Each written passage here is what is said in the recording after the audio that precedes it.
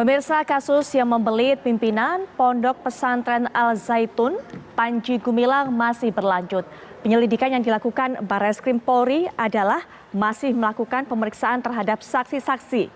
Yang terbaru adalah 2 nama terseret dalam kasus ini untuk dimintai keterangan sebagai saksi oleh Barreskrim Polri. Kedua saksi itu adalah mantan Wakil Bupati Indramayu Luki Hakim dan seorang pendeta yang ikut dalam sholat berjamaah di Pondok Pesantren Al Zaitun. Dari video yang beredar dan menjadi viral di masyarakat, pendeta berinisial CHMP ini ikut serta dalam barisan syaf sholat di Pondok Pesantren Al Zaitun. Karopenmas Polri Brigjen Ahmad Ramadan mengatakan pendeta berinisial CHMP ini telah memenuhi panggilan Barreskrim Polri.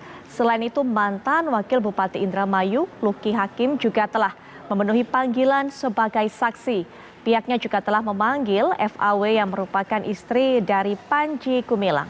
Namun istri dari Panji Gumilang ini masih mangkir atau tidak hadir pada pemanggilan sebelumnya. Barreskrim Polri kembali akan melakukan panggilan berikutnya pada minggu ini. Nah, setelah pemanggilan saksi-saksi yang ada dan mengumpulkan bukti-bukti, nantinya penyidik Barreskrim Polri juga akan melakukan gelar perkara untuk menentukan apakah Panji Gumilang layak ditetapkan sebagai tersangka atau tidak. Lalu mengapa proses hukum Panji Gumilang ini terkesan berjalan lambat? Bahkan Panji Gumilang belum ditetapkan sebagai tersangka dan juga belum ditahan.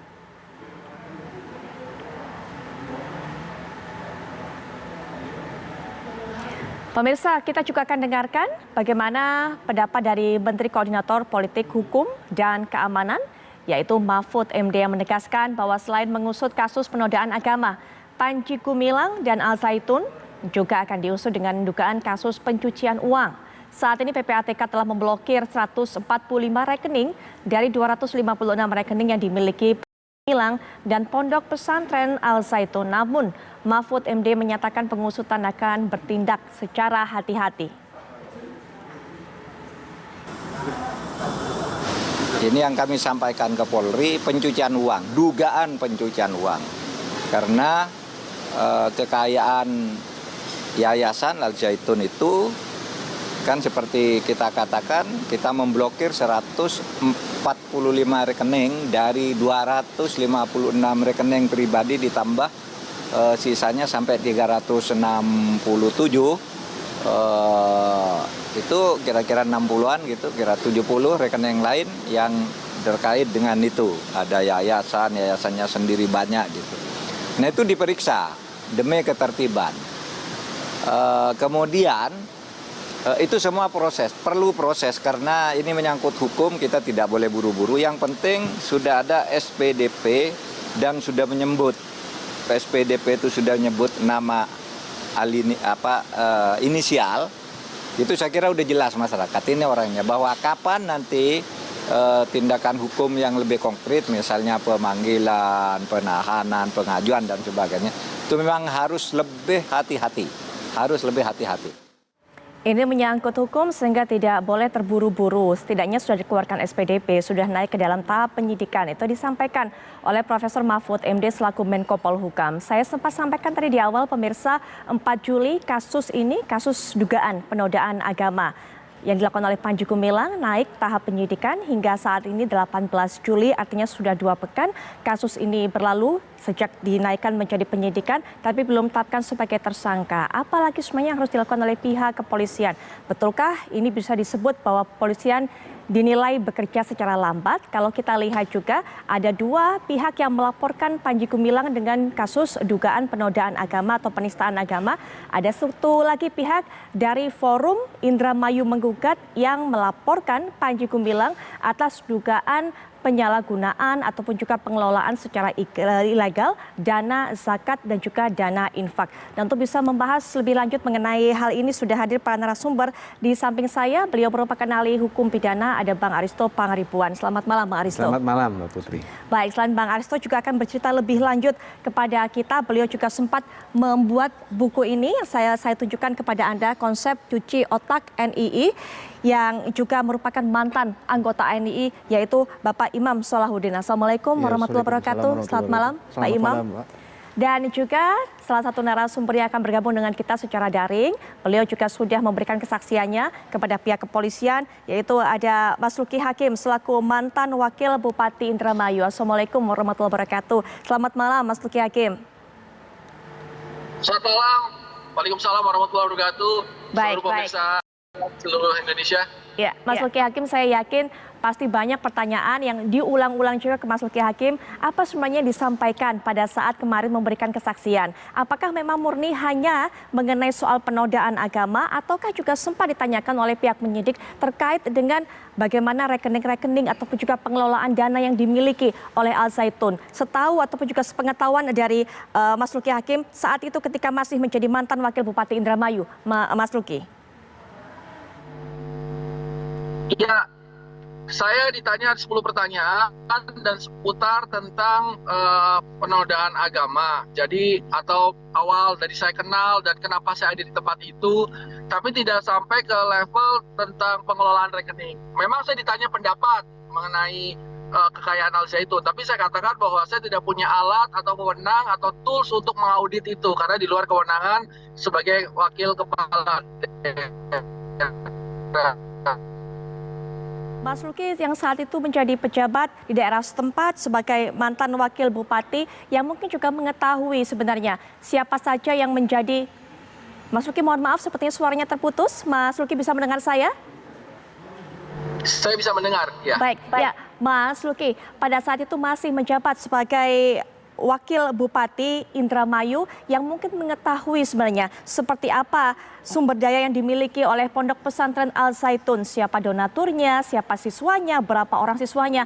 Mas Luki melihat nilainya ataupun juga yang dimiliki inventaris dari Pondok Pesantren Al Zaitun adalah sebuah hal yang wajar menurut Mas Luki pribadi? Saya melihat bahwa ini kekayaan yang luar biasa, aset yang luar biasa, dan saya sempat menanyakan kepada Pak Panji Gumilang, dengan aset begitu besar dapatnya dari mana? Tapi Pak Panji bilang itu dari uang yayasan dan usaha yang dikelola. Saya tidak bisa menanyakan lebih lanjut karena saya tidak punya kewenangan. Dan tentang lahan yang besar, saya bisa lihat dari pembayaran PBB yang dilakukan Al Zaitun adalah yang terbesar di Indramayu. Saya juga bisa tahu juga dari pembayaran rekening listrik yang sampai 170 juta kurang lebih per bulan. Itu adalah salah satu menunjukkan bahwa betapa besarnya aset yang dikelola oleh Al Zaitun. Dan saya juga melihat secara fisik kapal-kapal yang dibuat oleh pesantren Al Zaitun itu harganya pasti mahal, bisa di atas 15 miliar satunya dan punya banyak gitu. Ya kalau itu wajar atau tidak, bagi saya, menurut saya tidak wajar. Tapi kan itu pendapat pribadi. Oleh karena itu saya tidak bisa mengakses lebih lanjut karena itu saya tidak punya kewenangan. Selama mereka bisa bayar pajak dan perizinannya dikeluarkan oleh Kementerian Agama, maka kami tidak bisa berbuat apa-apa, hanya bisa ya menerima jawaban dari Al Zaitun itu sendiri. Baik. Mas Luki, kemarin Forum Indramayu Menggugat melaporkan juga Gumilang dengan tuduhan dugaan adanya pengelolaan dana zakat ataupun juga infak secara ilegal. Kemudian pengumpulan dananya, jadi bukan hanya distribusinya tapi bahkan mengumpulkan dananya juga dilakukan secara ilegal. Mas Luki pada saat menjabat sebagai pejabat setempat pada saat itu sempat mendapatkan informasi soal ini? Saya pernah bertanya kepada Basnas dan beberapa di bawah itu, memang tidak ada kaitannya antara zakat yang dikeluarkan oleh Al Zaitun kepada melalui Basnas. Tapi itu sepengetahuan saya, artinya saya tidak punya datanya. Jadi ya memang kembali lagi bahwa ada keterbatasan kewenangan dari Pemda untuk bisa mengakses keuangan dari Al Zaitun karena itu masuknya ke ranah private area kan, kita tidak bisa mengakses kecuali hanya dari perizinan dan dari pajak yang dibayarkan. Tapi apakah Mas Luki sempat mendapatkan laporan mungkin dari masyarakat mungkin atau mungkin orang-orang yang sudah keluar dari NIKW 9 atau orang-orang yang sudah keluar dari Pondok Pesantren Al Zaitun melaporkan kepada Mas Luki seperti apa mereka kemudian diminta untuk mengumpulkan uang? Apakah ada laporan seperti itu Mas Luki? Yang bercerita, jadi bukan lapor pada saya, tapi bercerita kepada saya rata-rata seputaran tentang ketidaklaziman dalam ajaran ataupun penyelewengan agama, penistaan agama. Tapi semua yang menceritakan pada saya sarankan untuk melapor, bahkan saya rela untuk mengadvokasi melalui bertanya pada MUI, lalu ke Kementerian Agama lewat Kanwil ataupun ke kepolisian, tapi tidak ada yang mau bersaksi, sehingga saya tidak punya data real. Itu jadi di tataran hanya sekedar gosip dan saya tidak bisa mengakses lebih lanjut. Tapi memang komplain dari masyarakat itu ada. Cuman setiap masyarakat yang saya ajak untuk bersaksi tidak ada yang mau. Itu kan menjadi kendala gitu.